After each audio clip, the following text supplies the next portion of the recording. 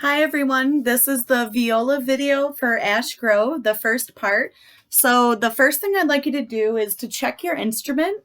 If pluck the strings, if it sounds a little bit out of tune, that's okay. You can still practice with it being a little bit out of tune. If it is a lot out of tune and it doesn't really sound like the note it's supposed to sound, like, you can grab an adult, a parent or guardian, go to my staff web pages, and go to the orchestra tab. There is a PowerPoint presentation on how to tune your instrument. And it's the person that made it did a really great job of explaining what you're supposed to do. Hopefully, most of your issues will be fixed by using the fine tuners at the bottom, because those are used to make minor changes. These are a little bit trickier.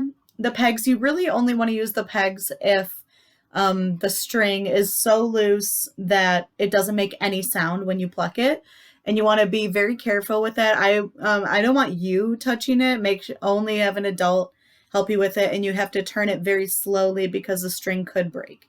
But if you can't get it tuned, that's totally fine. You can still practice the muscle memory of the fingers. So if your instrument is, even if it's a lot out of tune and you can't figure out how to tune it, that's totally fine. You can still practice with the finger patterns. All right, so we're going to do the first part of Ash Grove. So grab your bow, make sure that it has a nice curve going down. We don't want it to be up like a rainbow. If it's like that, it can mess up the stick a little bit. So make sure it looks like mine. And we start up bow on an open D. So we want to have our bow close to the tip to give us enough room for our up bow. Now you guys have a really important part, because in this beginning part, you play every beat, which is really helpful to everyone else to keep count and keep rhythm. So let's try to focus on having a nice steady tempo. All right, instruments up. Bow on the D string towards the tip. And I'll give us 1, 2, 3, 1, 2. Okay?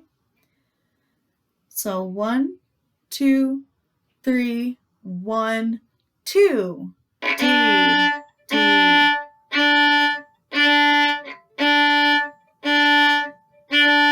2, 1, 2, 2, D, D, G2,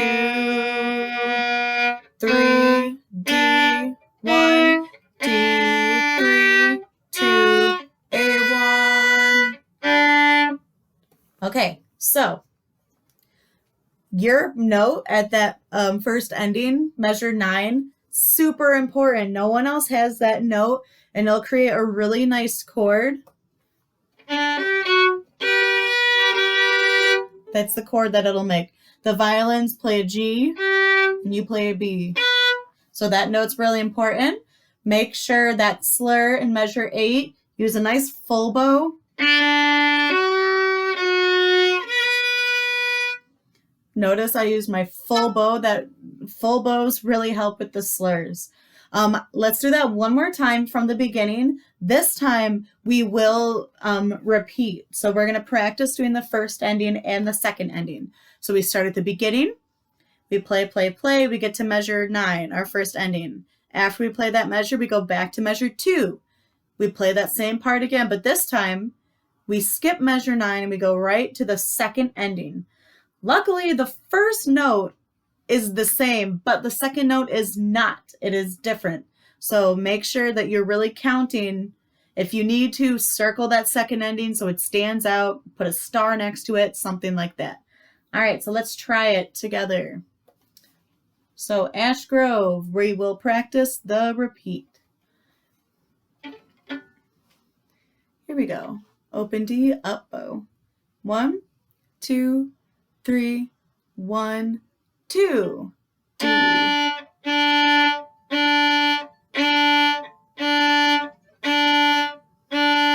2, 1, 2, 2, D, D, G2,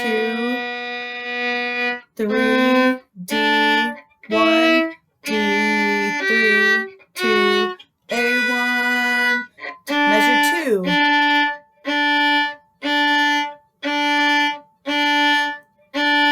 2,